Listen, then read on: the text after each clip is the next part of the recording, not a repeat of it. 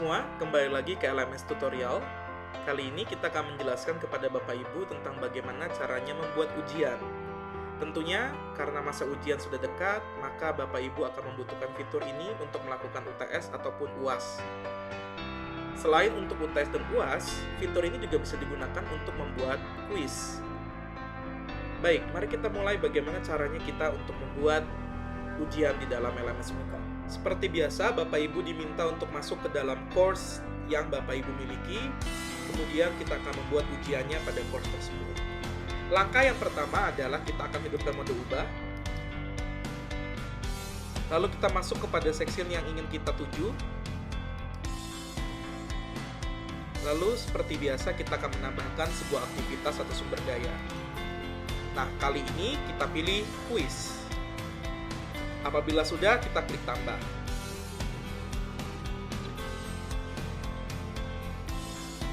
Bapak Ibu diminta untuk mengisi beberapa isian. Mari kita mulai untuk mengisi isian yang diminta oleh sistem. Yang pertama adalah nama. Nama di sini adalah nama dari ujiannya. Semisal UTS ataupun UAS. Sebagai contoh akan saya ketikkan UTS.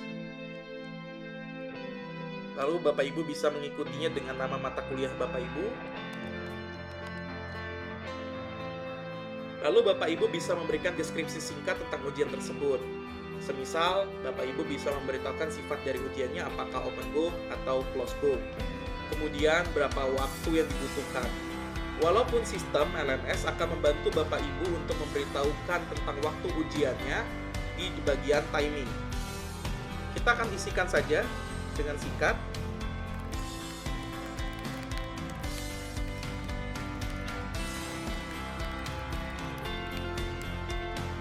Apabila sudah, kita klik tampilkan deskripsi di halaman kursus. Lalu pada bagian timing, Bapak Ibu akan mengisikan waktu ujian. Yang perlu diperhatikan adalah kita akan mengisi terlebih dahulu tentang tanggal mulai dan tanggal berakhir dari ujian yang kita buat. Kita akan aktifkan. Sebagai contoh, misal saya hanya mengizinkan ujian ini terjadi hari ini, mulai dari tanggal 15 April jam 10 sampai jam 23.59. Itu berarti ujian ini hanya dibuka dari jam 10 sampai jam 11.59 malam untuk dikerjakan oleh mahasiswa. Yang perlu hati-hati di sini adalah Bapak Ibu jangan menyetel angka 0000 pada ujian tersebut karena seringkali menimbulkan kesalahpahaman di sisi mahasiswa. Sesudah itu, kita juga bisa menyetel time limit, di mana time limit di sini adalah berapa lama ujian tersebut bisa dikerjakan oleh mahasiswa. Apabila kita setel 120 menit, maka ketika mahasiswa tersebut mulai mengerjakan jam berapapun di antara rentang waktu yang sudah ditentukan, maka mahasiswa tersebut akan memiliki countdown sebanyak 120 menit. Di menit ke 120 dari mulai pengerjaan, maka kuis atau ujian tersebut akan tertutup secara otomatis.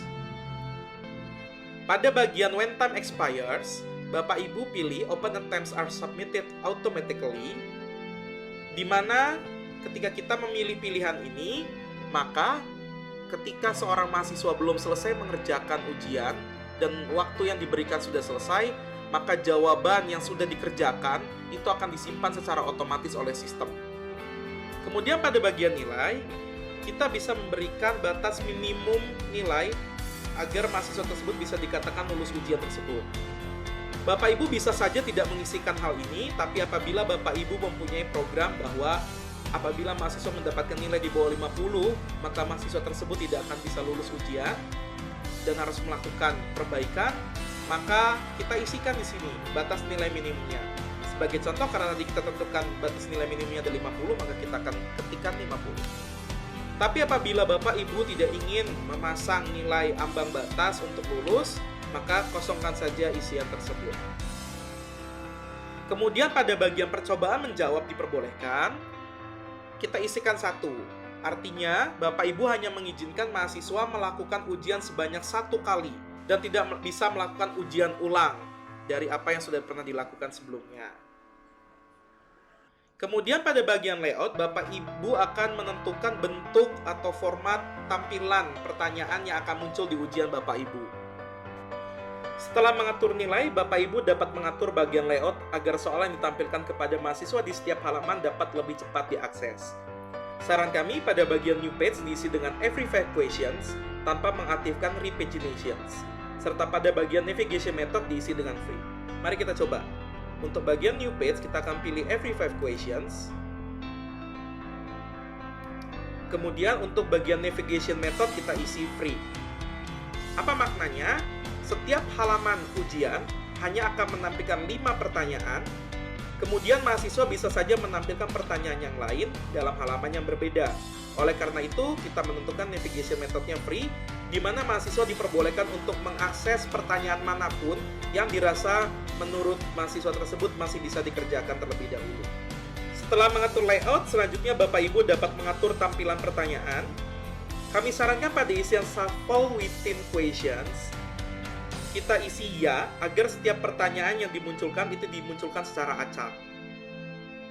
Kemudian pada bagian review option,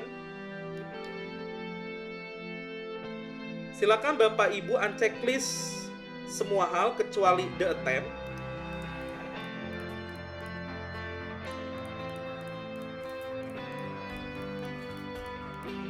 Bagian review option terbagi menjadi 4 bagian, yaitu review ketika mahasiswa tersebut melakukan uji coba kuisnya atau uji coba ujiannya. Kemudian bagian kedua adalah bagian ketika mahasiswa sudah selesai melakukan ujiannya. Kemudian bagian ketiga adalah ketika ujiannya masih dibuka dan mahasiswa tersebut sudah selesai melakukannya. Dan bagian ketiga adalah ketika kuisnya atau ujiannya sudah selesai. Nah, bentuk-bentuk review ini nanti akan bisa dilihat oleh mahasiswa. Tentunya karena Bapak Ibu ingin melakukan ujian, maka mahasiswa hanya bisa melihat apa yang sudah dilakukannya saja. Nah, tapi apabila Bapak Ibu juga ingin memperlihatkan nilai kepada mahasiswa, maka Bapak Ibu bisa saja mengklik tombol tanda. Di mana ketika kita mengklik tombol tanda di sini, maka sistem LMS akan menampilkan nilai kepada mahasiswa ketika mahasiswanya sudah selesai melakukan ujian. Opsi ini kami kembalikan lagi kepada Bapak Ibu, apakah Bapak Ibu ingin menampilkan langsung nilai kepada mahasiswa setelah ujian atau tidak. Pada ujian kali ini kita menentukan kami akan menampilkan nilai kepada mahasiswa secara langsung. Kemudian Bapak Ibu bisa memberikan password ke ujian yang Bapak Ibu berikan, agar hanya mahasiswa yang mengetahui passwordlah yang bisa mengerjakan ujian yang Bapak Ibu berikan. Kita akan memberikan password di bagian extra restriction of attempts. Kemudian masukkan passwordnya di sini.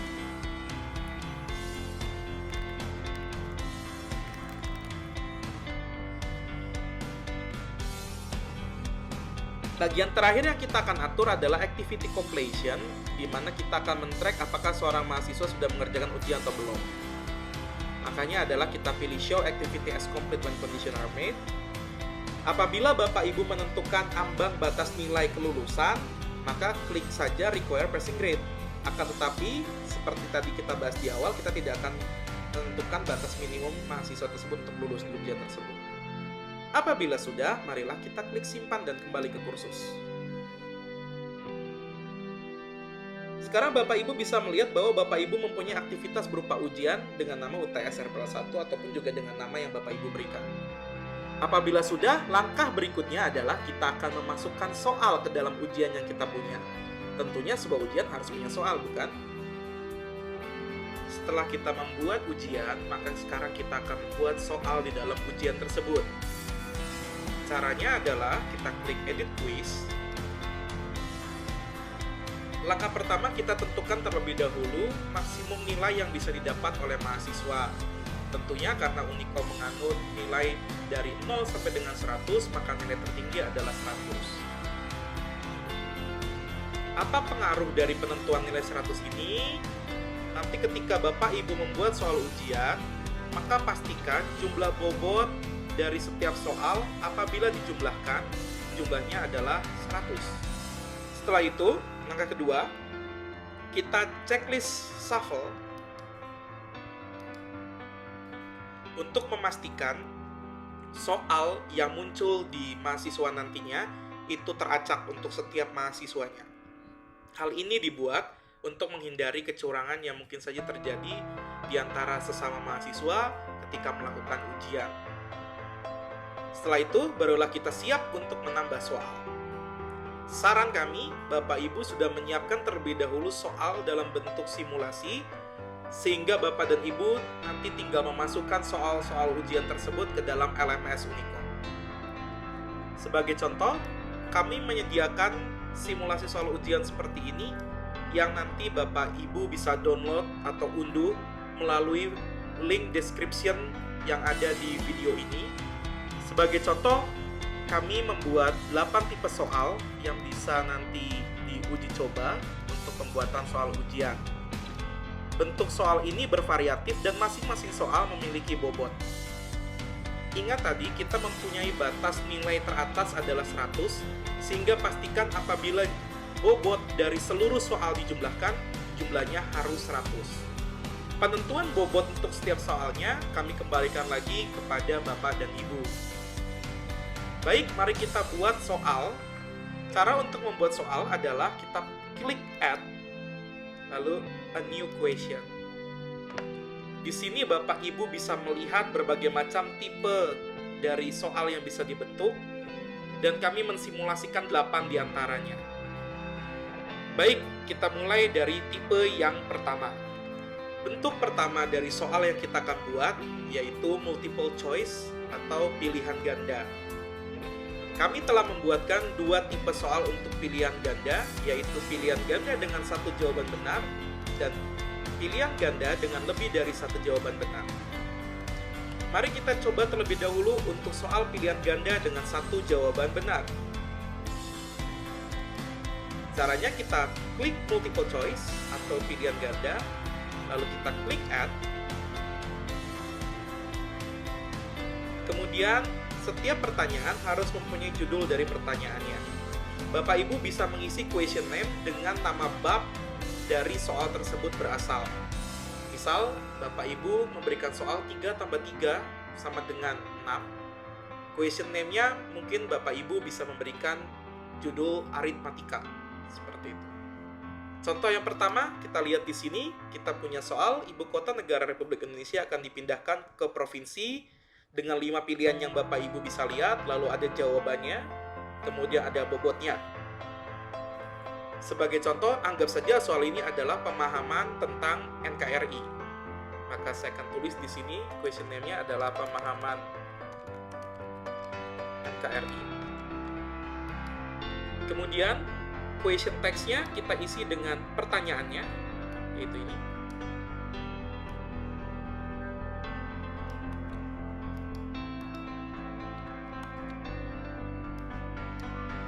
Bapak Ibu juga bisa melakukan formatting terhadap soal yang diberikan, misal memberikan bold atau italic, atau memberikan numbering di dalam soal yang Bapak Ibu berikan.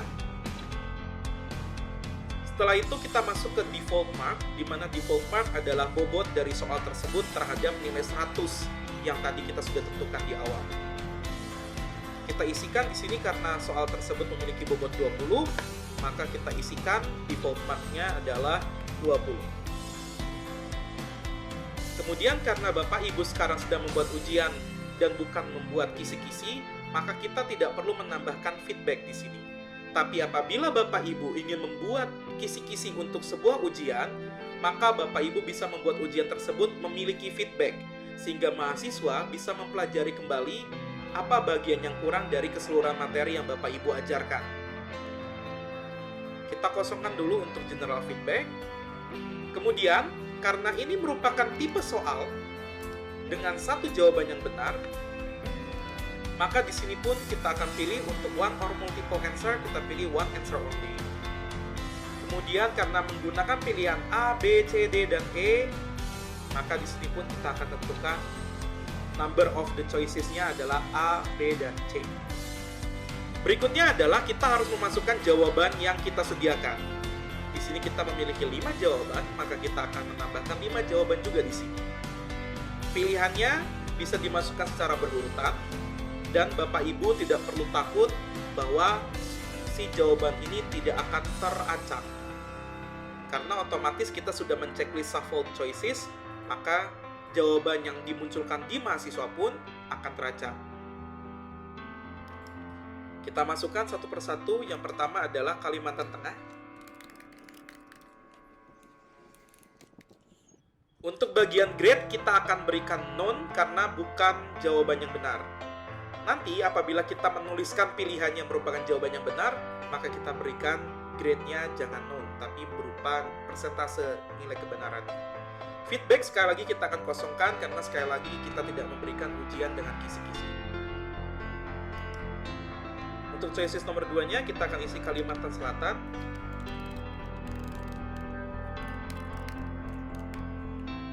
Dan kita berikan grade-nya masih tetap none karena bukan jawaban yang benar. Berikutnya, Kalimantan Barat. Tetap kita isi none. Pilihan keempat adalah Kalimantan Utara. Dan terakhir kita isi dengan Kalimantan Timur. Yang perlu hati-hati di sini adalah Kalimantan Timur merupakan jawaban yang benar, seperti kita lihat pada soal berikut ini. Oleh karena itu, untuk grade-nya kita berikan 100%. Apa makna 100%? Artinya jika mahasiswa menjawab Kalimantan Timur, maka dia berhak mendapatkan nilai 100% dari 20 bobot yang kita sudah cantumkan tadi di awal. Apabila Bapak Ibu membutuhkan lebih dari 5 choices, maka Bapak Ibu bisa menambahkan sendiri jumlah choices atau pilihan yang Bapak Ibu inginkan.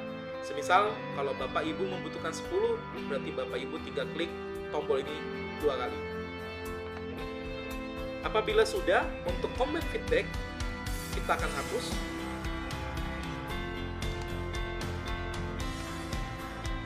Sekali lagi, karena ini bukan ujian dengan kisi-kisi. Kemudian untuk multiple tries, kita tidak akan memberikan penalti kepada mahasiswa tersebut. Apa makna dari penalti? Mahasiswa bisa saja mengisi dan mendapatkan review dari LMS Unicom untuk bisa membantu menjawab yang benar. Akan tetapi, dalam hal ini karena kita sedang membuat ujian dan bukan membuat ujian dengan kisi-kisi, maka jangan berlakukan penalti. Penalti sendiri nanti akan berefek kepada pengurangan dari bobot 20 yang tadi kita sudah berikan apabila ada salah satu jawaban yang salah. Kita berikan saja nilai 0 untuk penaltinya. Kemudian setelah itu kita save change. Maka bisa kita lihat bahwa soal pertama untuk pilihan ganda dengan satu jawaban benar bisa dilihat oleh Bapak dan Ibu. Selanjutnya kita masukkan soal berikutnya. Mari kita lihat soal berikutnya. Di soal berikutnya ini adalah soal pilihan ganda dengan lebih dari satu jawaban benar. Sebagai contoh soalnya adalah, siapakah yang tidak termasuk pada jajaran Menteri Kabinet Indonesia Maju 2019 sampai 2024? Dengan pilihannya Bapak Ibu bisa baca sendiri. Kemudian kita lihat di sini ada 2 jawaban yang benar, yaitu A dan C. Untuk membuat soal seperti ini, kita akan tetap menambahkan soal seperti tadi. Kita klik tombol add yang ada di bagian bawah soal nomor 1, karena kita akan menambahkan soal setelah soal nomor 1. Kemudian tetap kita masih memilih multiple choice atau pilihan ganda karena bentuk soalnya masih bentuk pilihan ganda. Kemudian seperti biasa kita isikan question name-nya.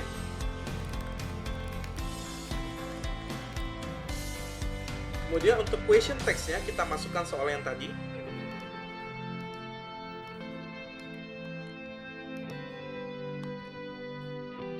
Lalu kita lakukan formatting secukupnya.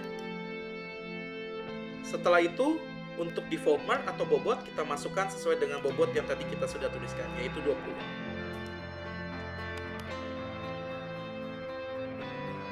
Kemudian general feedback kita kosongkan, karena sekali lagi ini bukan kisi-kisi. Kemudian karena soal pilihan ganda ini memiliki lebih dari satu jawaban benar, maka untuk one or multiple answers kita isi dengan multiple answers alone. Kemudian klik shuffle the choices untuk mengacak jawaban dari soal tersebut. Kemudian number of the choices-nya kita pilih A, B, dan C. Kemudian kita ketikkan satu persatu jawabannya. Yang pertama adalah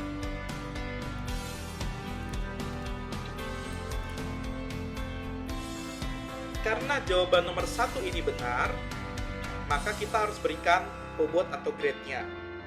Akan tetapi yang perlu diingat adalah soal ini memiliki lebih dari satu jawaban benar, sehingga bobot 20 ini akan dibagi dua. Untuk jawaban pertama yang benar bernilai 10 dan jawaban yang kedua bernilai 10. Artinya 20 ini akan dibagi 50% untuk jawaban pertama yang benar dan 50% untuk jawaban benar yang kedua. Oleh karena itu, karena pilihan pertama ini benar dan bobotnya adalah 50% dari 20, maka kita pilih di sini adalah 50%. Maknanya adalah 50 kali 20 yang tadi kita sudah tentukan di awal. Berarti nilainya adalah 10. Jadi apabila mahasiswa itu hanya menjawab satu jawaban yang benar saja, dia tidak akan mendapatkan 20, tapi 10.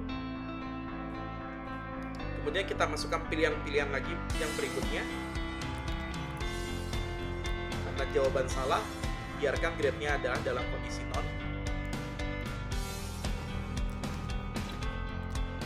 Karena jawaban yang ketiga ini benar dan memegang bobot 50% dari 20, maka kita juga pilihkan dia 20.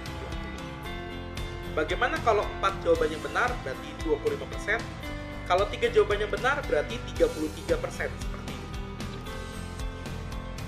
Tinggal disesuaikan dengan berapa jumlah jawaban yang benar dari Bapak Ibu.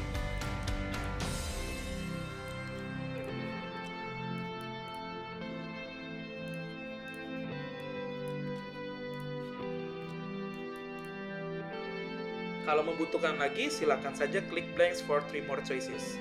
Untuk combine feedback seperti tadi, kita akan lakukan penghapusan. Kemudian untuk penalti kita buatkan 0. Kemudian kita klik simpan perubahan atau save change. Soal nomor 2 sudah terinput ke dalam LMS Google. Sekarang kita akan memasukkan soal nomor 3. Mari kita lihat ke soalnya. Kita lihat di sini bentuk soalnya adalah bentuk soal true or false.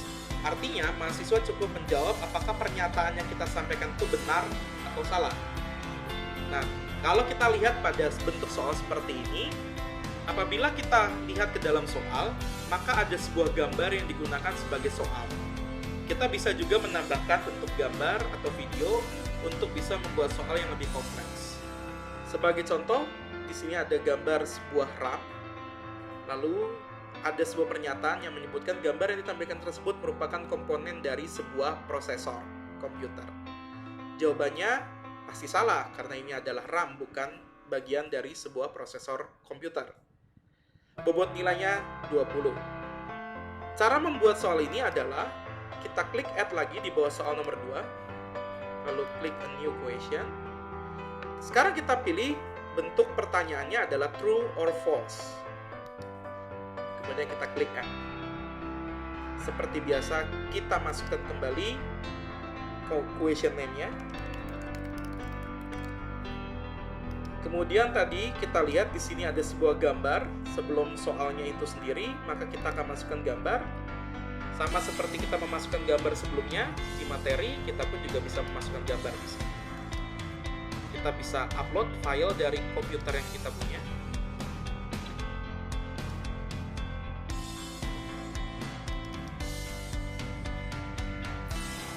Kemudian yang perlu diingat adalah apabila Bapak Ibu tidak membuat sendiri gambar yang ditampilkan, maka autornya harus kita ubah dengan autor yang seharusnya.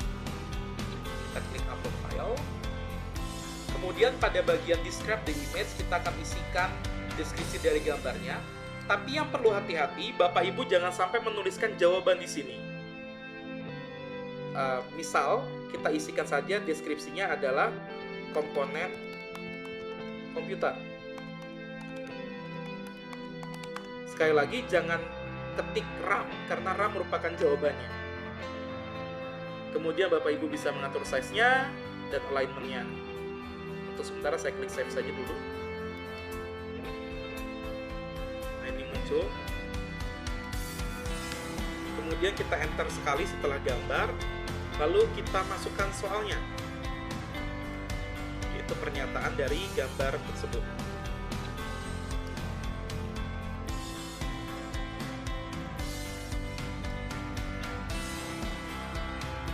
Untuk bobot, kita masukkan 20, karena tadi juga kita lihat di soal bobotnya adalah 20. Kemudian general feedback dan segala macam kita kosongkan.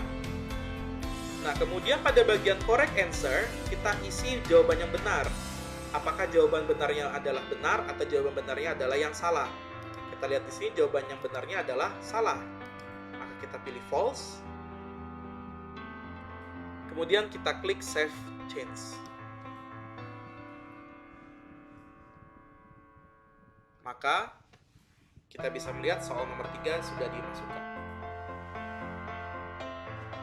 Mari kita lanjutkan untuk menginput soal nomor 4. Kita kembali lagi ke soal simulasinya. Soal nomor 4 di sini yang merupakan soal tipe matching, atau kalau dulu kita menyebutnya sebagai soal penjodohan. Di mana kita bisa lihat di sini ada nama-nama program studi dan ada posisi tempat program studi tersebut berada. Tentunya ini adalah jawaban yang benar, dan kalau menjawab benar maka bobotnya adalah 20. Caranya adalah klik add, kemudian new question, lalu pilih soal bentuk matching.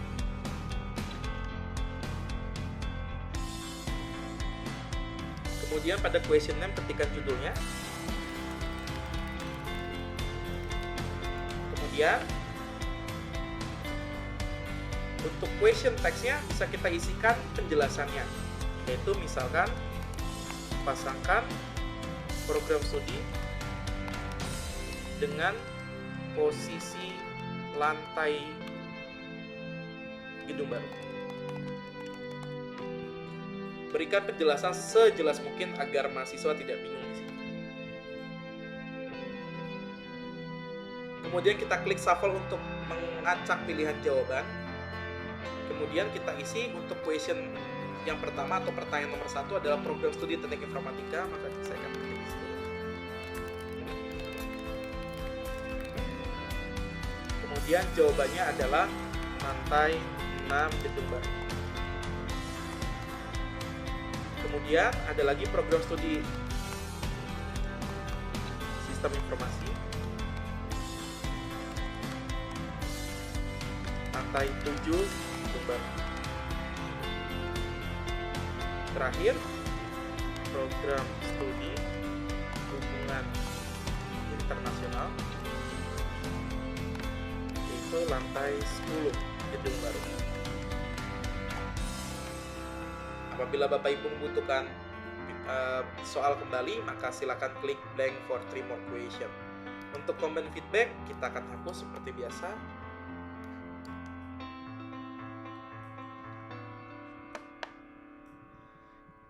Kemudian pada bagian option kita uncheck list supaya sistem tidak menunjukkan berapa jawaban yang benar dan berapa jawaban yang salah. Untuk multiple choice penalty kita isikan 0 kembali.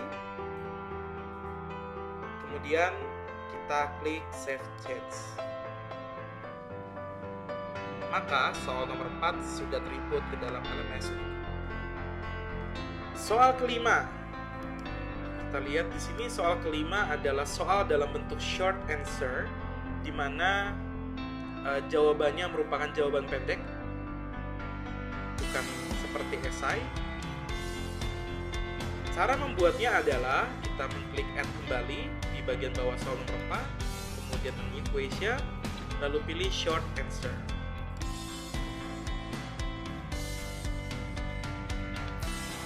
Kita ketik judul pertanyaannya, kemudian kita isikan pertanyaannya.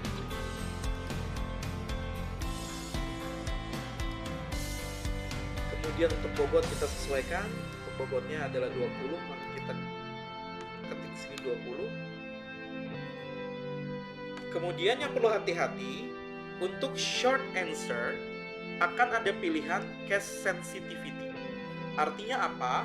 Contoh dalam kasus soal ini, jawaban dari soal ini adalah PHP. Nah, PHP di sini mau menggunakan huruf besar ataupun juga diketik nanti menggunakan huruf kecil atau kombinasinya, itu akan dianggap benar. Oleh karena itu, karena huruf besar dan huruf kecil dianggap benar, maka case sensitivity-nya kita akan pilih no, case is unimportant. Tapi apabila ada kasus di mana ternyata jawabannya harus huruf besar semua, contoh misalkan PHP-nya harus huruf besar semua, atau harus huruf kecil semua, atau kombinasi keduanya, dan harus tepat penggunaan huruf besar dan huruf kecilnya, maka pastikan case sensitivity-nya yes. Case must match. Karena pada kasus ini tidak, dan saya sudah jelaskan di sini, yaitu huruf besar dan kecil dianggap benar, maka kita pilih no, case is unimportant. Kemudian kita ketikkan jawaban dari pertanyaan tersebut, yaitu PHP. Kemudian kita pilih grade-nya 100%, karena jawabannya hanya 1. Kemudian setelah itu kita klik simpan. Dan soal nomor 5 sudah masuk ke dalam alat masuk. Mari kita lanjutkan ke soal nomor 6. Di soal nomor 6, bentuk soalnya adalah select missing word, di mana ada kotak-kotak kosong atau garis bawah kosong seperti ini yang harus diisi dengan kata-kata yang disediakan, yaitu in, on, dan at. Kalau kita lihat di soal ini, jawabannya juga sudah tersedia. Untuk kotak 1 jawabannya in, dan untuk seterusnya kita bisa lihat di sini. Caranya adalah kita tambahkan sebuah pertanyaan, add new question, kemudian kita pilih bagian paling bawah yaitu select missing word. Oke, pada bagian questionnaire kita ketikkan judul pertanyaannya.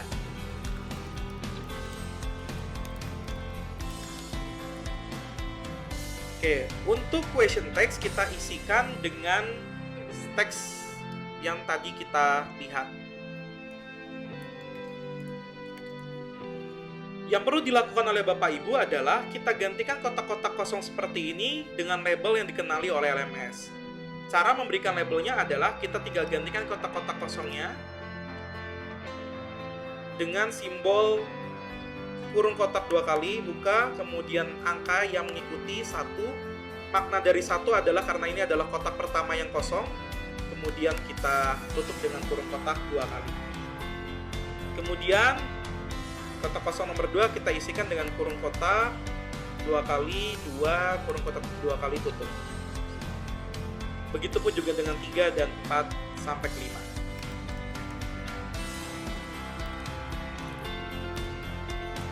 Biasanya bentuk soal seperti ini lazim digunakan untuk Fakultas Sastra, di mana biasanya mahasiswa diminta untuk mengisi bagian kosong pada suatu paragraf. Kemudian apabila sudah, berikan bobotnya berupa bobot dari soal tersebut, yaitu 5. Kita inputkan 5 di sini. Kemudian kita akan isikan pilihannya. Kita klik shuffle untuk mengacak pilihannya. Kemudian kita masukkan jawabannya sesuai dengan soal tersebut, yaitu in, on, in, and. Kita isi in, kemudian in, on, in, dan and. Untuk grup biarkan sama, yaitu A, karena memang mereka berada di grup paragraf yang sama. Kemudian pada bagian combine feedback kita kosongkan feedbacknya. Kemudian penalti juga kita setel dengan angka 0%. Apabila sudah, kita klik save changes.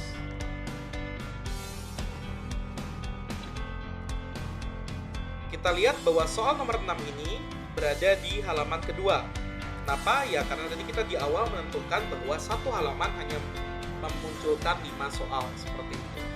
Walaupun nanti pada prakteknya mahasiswa akan bisa melihat soal nomor 6 ini mungkin saja di halaman pertama, karena sekali lagi soalnya diacak seperti itu. Nah, kalau Bapak Ibu ingin melihat bentuk-bentuk soalnya seperti apa yang sudah pernah Bapak Ibu buat, Bapak Ibu tinggal mengklik preview questions. maka Bapak Ibu bisa melihat nanti pilihannya seperti ini.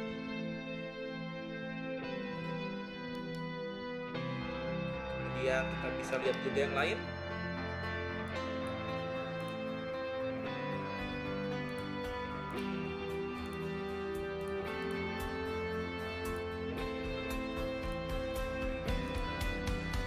Dan ini yang tadi terakhir kita buat.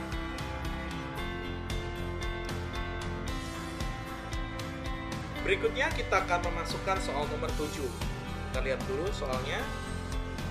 Soal nomor 7 adalah soal dalam bentuk tipe numerical. Artinya jawabannya adalah berupa angka. Sebagai contoh, di sini ada 3 kali 6 pangkat 2 dibagi 4. Seperti itu. Kita akan buat pertanyaannya. Kita klik add. Lalu pilih numerical. Lalu kita klik add. Seperti biasa kita isi question name-nya. Kemudian kita inputkan soalnya. Apabila Bapak Ibu ingin membuat notasi ini jauh lebih matematis, Bapak Ibu bisa memanfaatkan fitur yang ada di sini dengan memanfaatkan tag-tag yang bisa untuk membantu penulisan notasi matematis. Tapi apabila tidak, kita cukup dengan ketikan seperti ini. Kemudian pada default mark kita berikan 5 karena bobot dari soal ini adalah 5.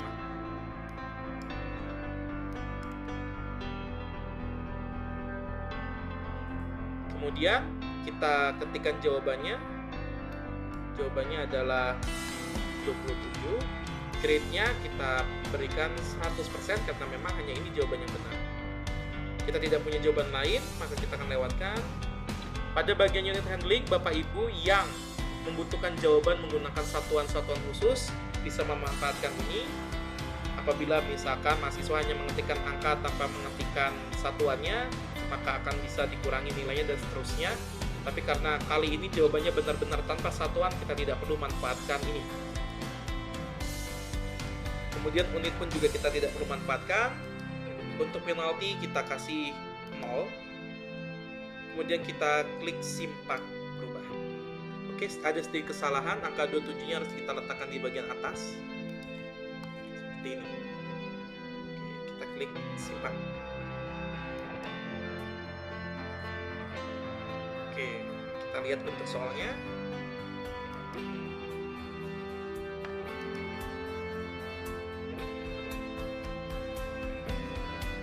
Dan akhirnya kita akan memasukkan soal terakhir.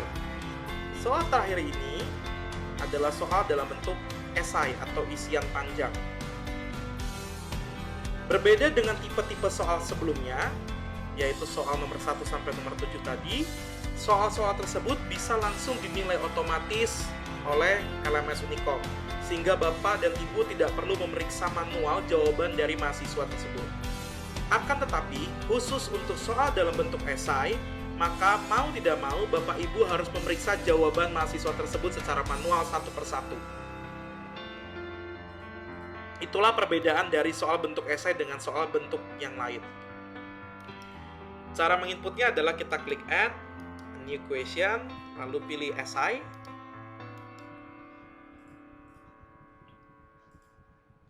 Kemudian kita ketikkan pertanyaannya.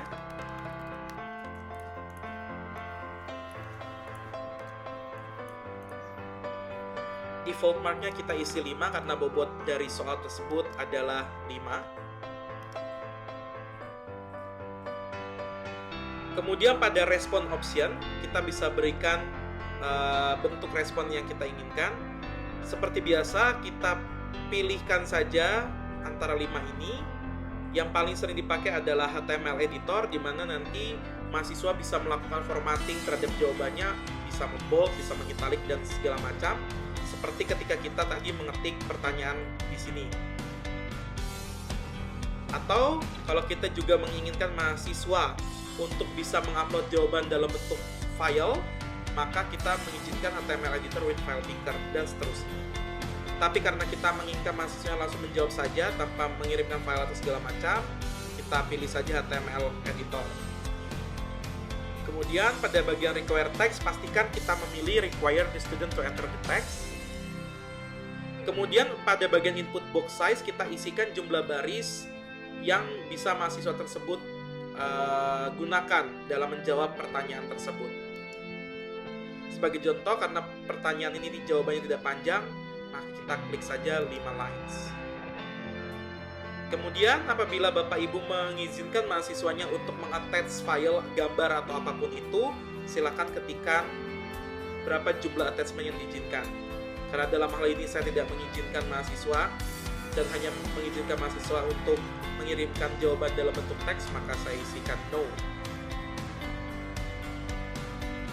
Kemudian pada bagian grader information, kita berikan jawaban dari pertanyaan tersebut agar nanti yang menilai bisa mendapatkan bantuan tentang apa jawaban dari soal tersebut. Bapak dan Ibu bisa memeriksa jawaban dari esai ini sendiri atau bisa meminta bantuan dari asisten Bapak Ibu. Tapi ingat, ini bukan jawaban yang akan langsung dicek otomatis. Sekali lagi, karena esai harus kita sebagai dosen yang memeriksa, maka sekali lagi kita harus sendiri yang melakukan pemeriksaan. Kita klik save change, kemudian kita lihat di bagian paling bawah. Nah, mahasiswa akan bisa menuliskan jawabannya di sini. Akhirnya kita sudah menginputkan seluruh soal yang ada, tapi ternyata kita lihat di sini total dari marknya adalah 96. Padahal tadi kita memberikan batas atas dari nilainya adalah 100. Ada pertanyaan yang bobotnya belum sesuai. Kita tinggal mencari mana bobot pertanyaan yang masih kurang. Berarti ada bobot pertanyaan yang kurang 4 di sini. Nah, ternyata kita lihat di sini bobot pertanyaan masih 1, padahal harusnya 5. Cara merubahnya adalah kita klik, lalu kita ubah menjadi 5. Enter. Otomatis sekarang total marks-nya adalah 100. Kalau kondisinya sudah seperti ini, antara total of marks-nya dengan maksimum grade-nya sama, maka soal Bapak Ibu benar.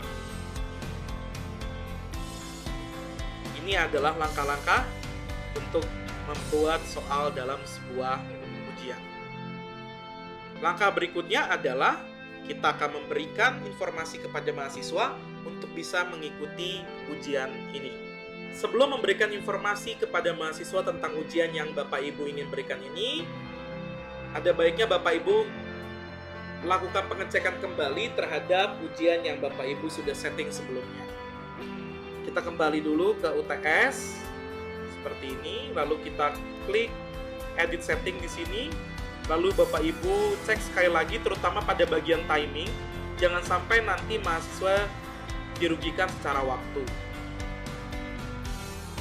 Dan tentunya pada bagian password jangan sampai lupa, karena kita memberikan password yaitu UTS RPL 1 mahasiswa, maka kita nanti harus juga memberikan password tersebut agar mahasiswanya bisa mengerjakan ujian yang Bapak Ibu buat ini.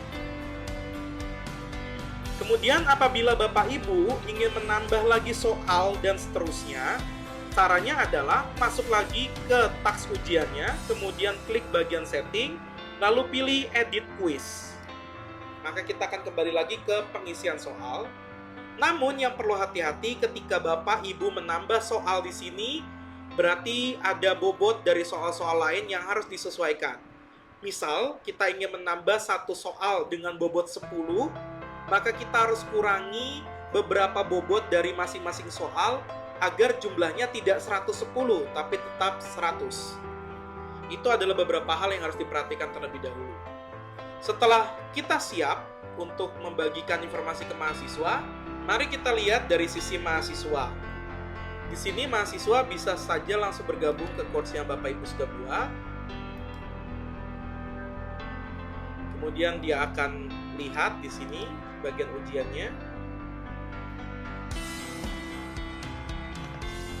Mahasiswa juga bisa melihat timing dari ujian yang sudah Bapak Ibu atur tadi. Dengan asumsi Bapak Ibu sudah memberikan password yang tadi, maka mahasiswa tersebut bisa mulai melakukan ujian.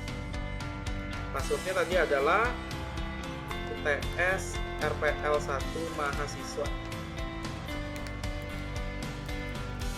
Nah, sudah kita klik Start UTM. Ini adalah tampilan dari sisi mahasiswa. Tadi kita sudah menentukan bahwa satu halaman terdiri dari 5 soal. Maka kita bisa lihat 5 soal. Dan apabila mahasiswa lain membuka kuis ini, maka soal nomor satunya belum tentu yang ini. Tapi bisa saja teracak dengan pertanyaan dan jawaban yang lain. Oke, misal kita isikan siapa yang tidak termasuk pada jajaran Menteri Kabinet Indonesia Maju. Misalkan saya jawabnya hanya benar satu saja.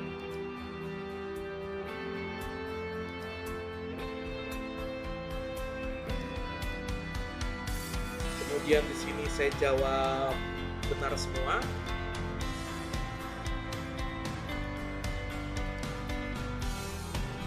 Saya isikan juga benar di sini. Kemudian bahasa pemrograman saya isi PHP seperti ini.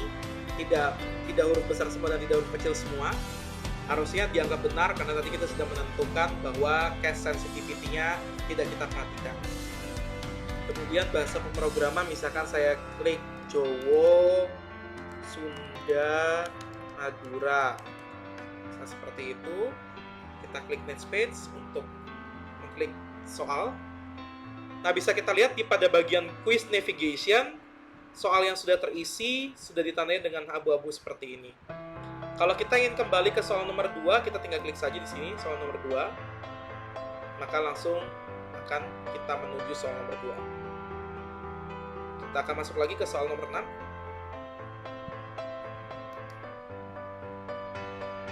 Kemudian di sini saya akan jawab salah. Dan ada yang benar juga beberapa.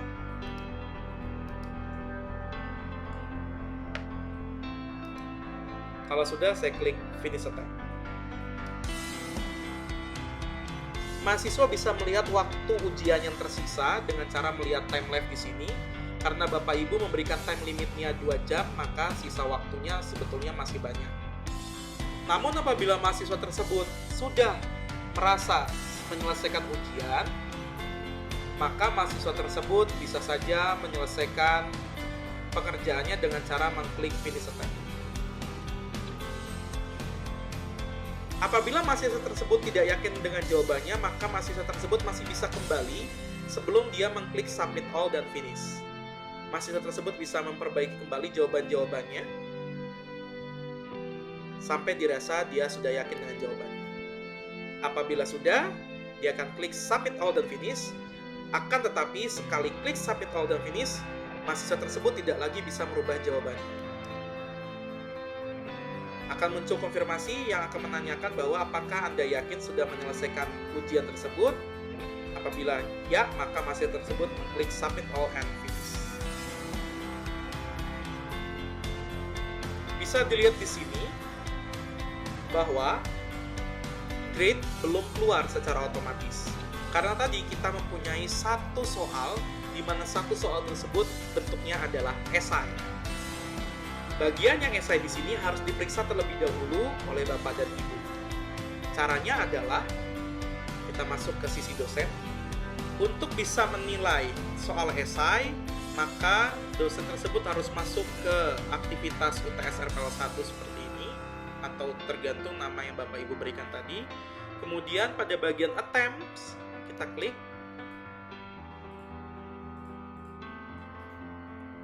Lalu kita akan melihat di sini bahwa ada seorang mahasiswa yang sudah mengerjakan ujian, dan kita bisa lihat juga soal yang selain soal esai sudah diisi nilainya otomatis oleh sistem.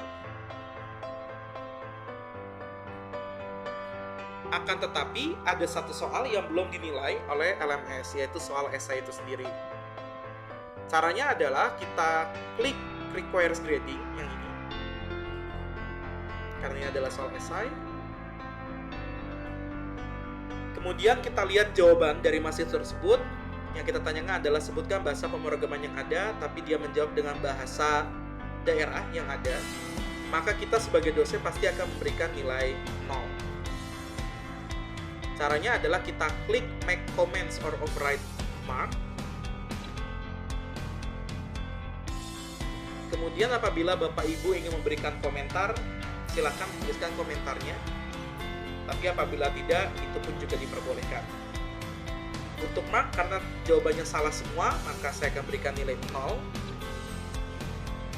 Lalu klik save.